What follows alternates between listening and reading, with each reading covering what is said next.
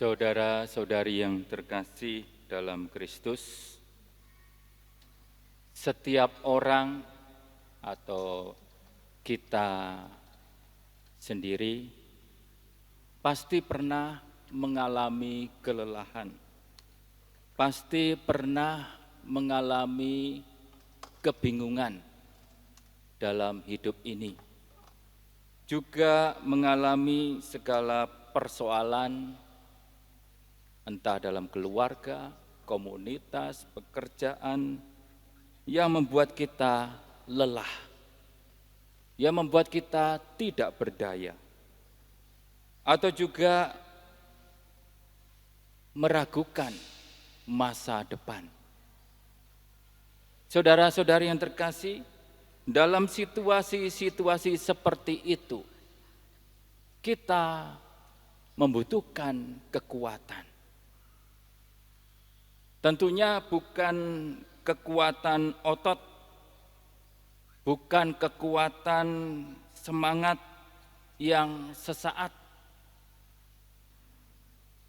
tetapi kita sebagai orang beriman, kita membutuhkan kekuatan dari Allah sendiri. Dan itulah yang diberikan Tuhan Yesus kepada kita pada hari Pentakosta, yaitu Roh Kudus. Saudara-saudari yang terkasih, kita bayangkan seperti seorang anak kecil, atau mungkin kita sendiri pada waktu kecil mengalami berada di ruangan yang gelap atau di rumah sendiri terasa takut, atau berjalan di lorong di jalan yang gelap terasa takut. Tetapi seorang anak kecil yang kemudian ternyata ayahnya hadir, ayahnya menggandeng, menemani, membuat anak kecil itu berani. Inilah gambarannya di mana kita diberikan Roh Kudus kepada kita untuk menyertai kita, supaya kita kuat, supaya kita berani, supaya kita tidak lari dari segala macam tantangan hidup kita. Janji Yesus yang digenapi, yaitu Roh Kudus, diberikan untuk karya misi. Setelah bangkit, Yesus berkata kepada para murid-Nya, "Terimalah Roh Kudus." Tetapi sebelumnya ia juga mengatakan dalam Lukas 24 ayat 49, "Tinggallah di Yerusalem sampai kamu diperlengkapi dengan kekuatan dari tempat tinggi." Mengapa mereka, para murid, diminta menunggu? Karena mereka akan diutus mewartakan kabar baik, kabar gembira, yaitu kabar penyelamatan oleh Yesus kepada seluruh dunia. Tapi itu tidak bisa dilakukan hanya dengan kepintaran atau juga keberanian manusiawi saja. Tetapi para murid membutuhkan kuasa dari atas, yaitu kuasa Roh Kudus. Kalau kita melihat hidup Yesus sendiri, Yesus memberikan teladan. Dia dibaptis, dia dipenuhi Roh Kudus dan dipimpin oleh Roh Kudus dalam seluruh hidupnya. Kalau Yesus saja dalam kuasa Roh Kudus melayani, mewartakan kabar gembira, apalagi kita sebagai murid-muridnya. Kita sungguh memerlukan Roh Kudus. Lalu apa yang dilakukan Roh Kudus dalam hidup kita? Roh Kudus itu tidak jauh atau asing bagi kita. Dia adalah pribadi Allah yang tinggal di dalam kita. Dan apa yang dilakukan oleh Roh Kudus bagi orang-orang yang percaya, bagi orang-orang yang membuka hati kepada Roh Kudus. Yang pertama, karya Roh Kudus memberi kehidupan baru. Seperti udara yang kita hirup setiap hari. Kita tidak pernah berhenti menghirup udara. Kalau berhenti berarti mati. Demikianlah Roh Kudus memberikan nafas rohani kepada kita. Sehingga kita sebagai orang Kristiani memiliki hidup yang lebih berarti dan penuh harapan. Maka di sini orang-orang yang terbuka pada Roh Kudus, jiwanya, rohaninya akan segar selalu.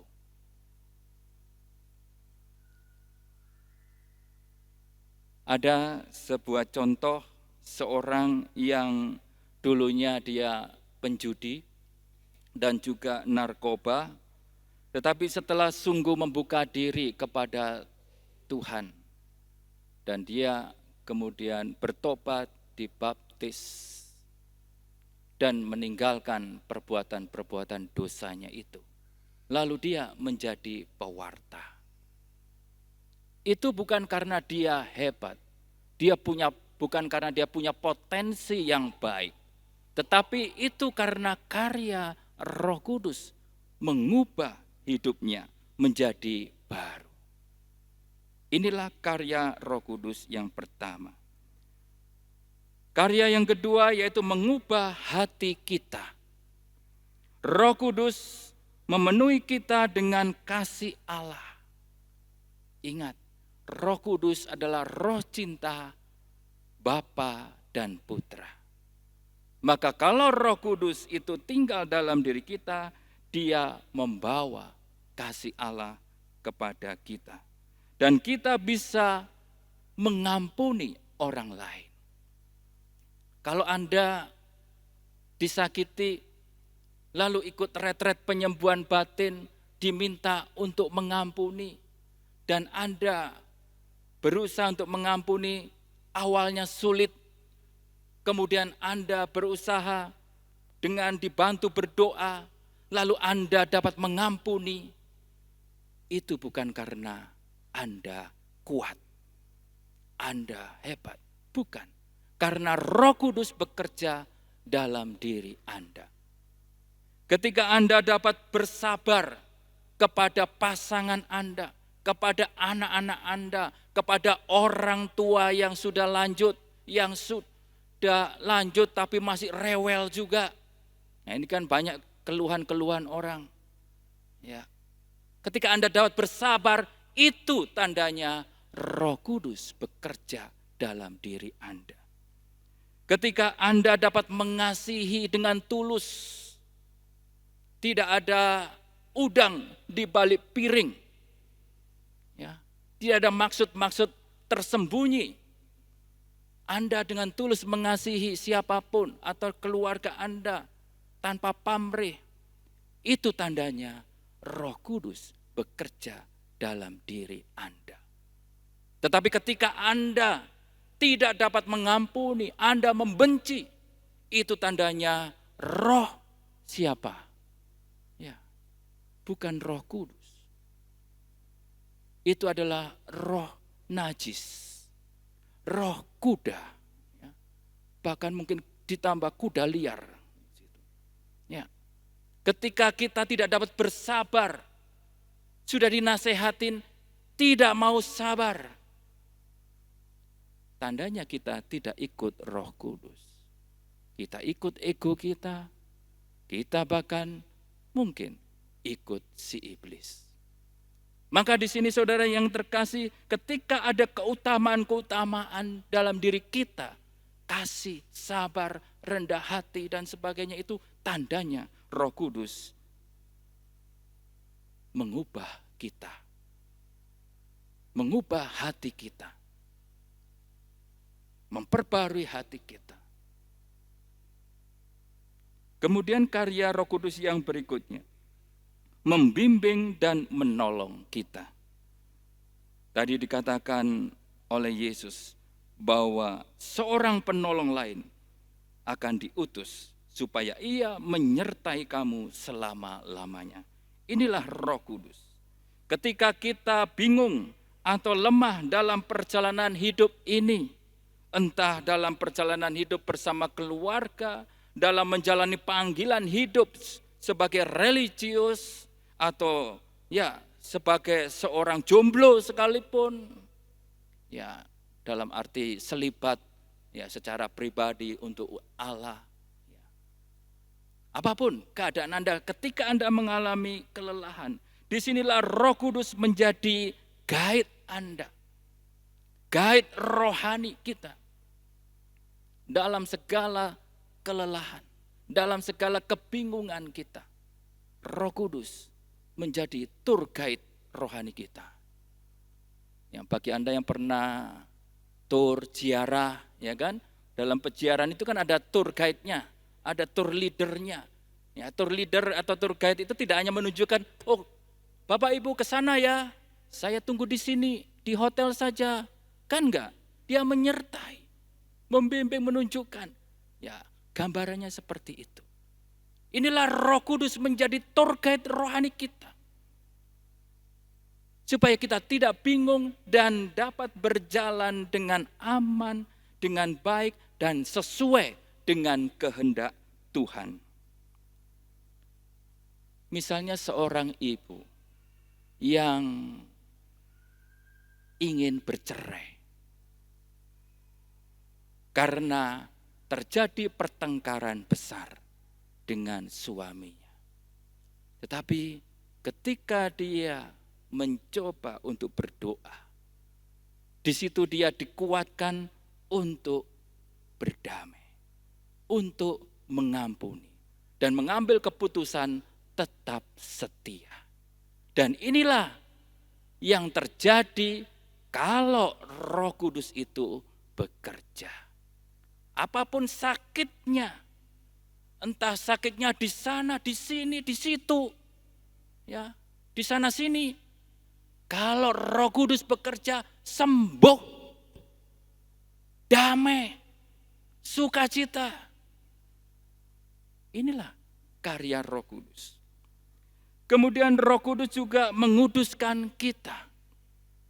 Roh Kudus menjadikan kita orang yang makin serupa dengan Kristus, dengan memberi kita karunia-karunia Roh Kudus yang selama 9 hari ini, yang berpuncak pada hari Pentakosta ini, kita mohon karunia-karunia Roh Kudus, yaitu kebijaksanaan, pengertian, pengetahuan, nasihat, kekuatan, kesalehan, dan takut akan Tuhan.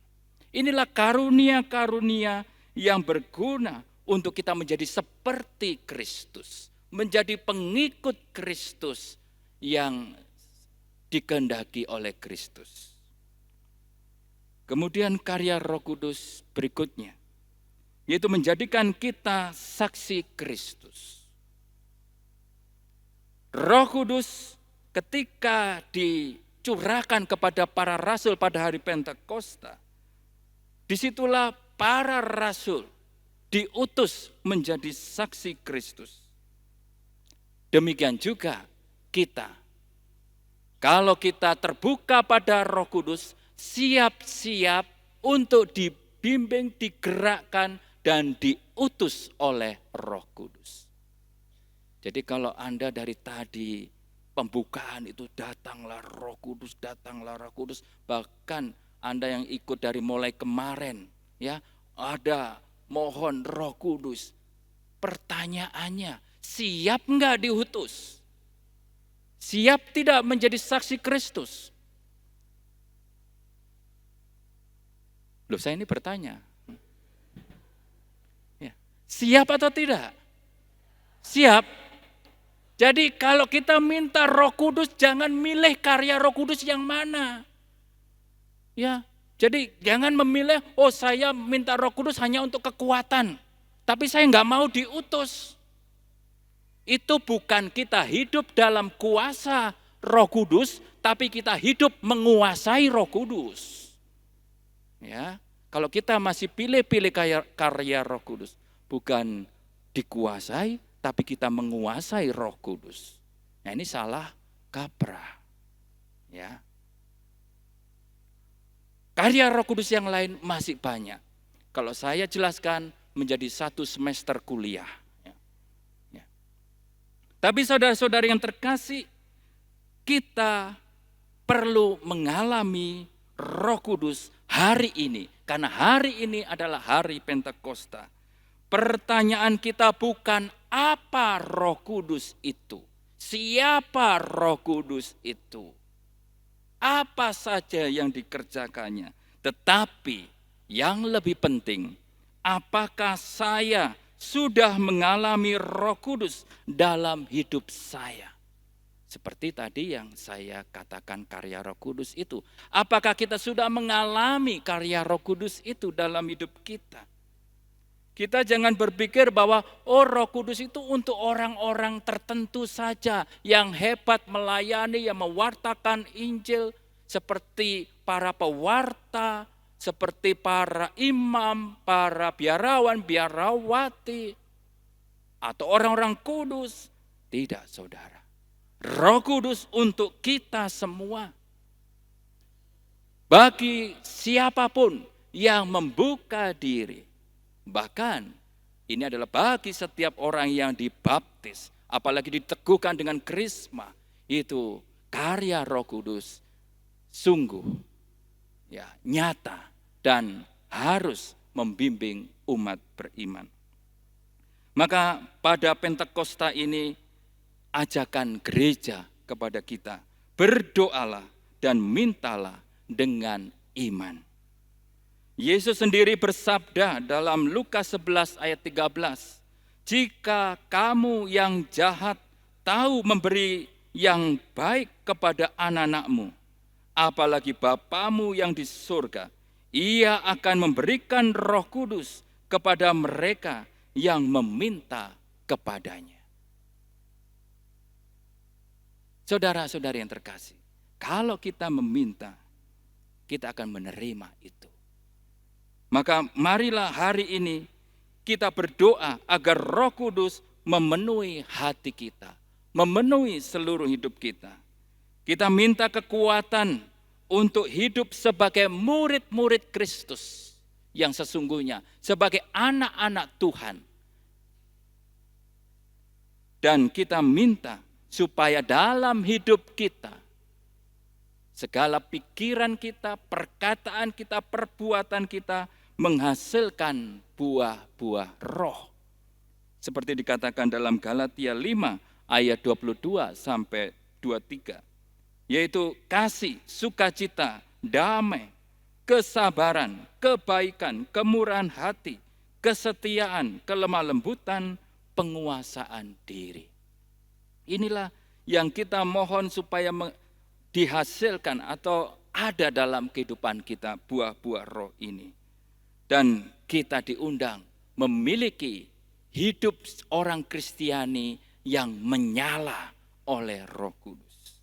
Pentakosta bukan cuma peristiwa 2000 tahun yang lalu, tetapi Pentakosta bisa terjadi hari ini, di mana di hati kita dan Anda masing-masing dan saya, yaitu Roh Kudus berkarya dalam hidup kita. Mari kita serukan, datanglah ya Roh Kudus, penuhilah hatiku, ubahlah aku, pakailah aku, utuslah aku.